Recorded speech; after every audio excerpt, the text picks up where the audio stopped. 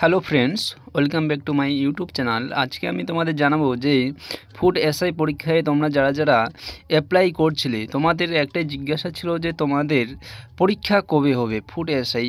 সেই পরীক্ষার যে নোটিশ বার হয়ে গেছে, তোমাদের পরীক্ষা কবে হবে।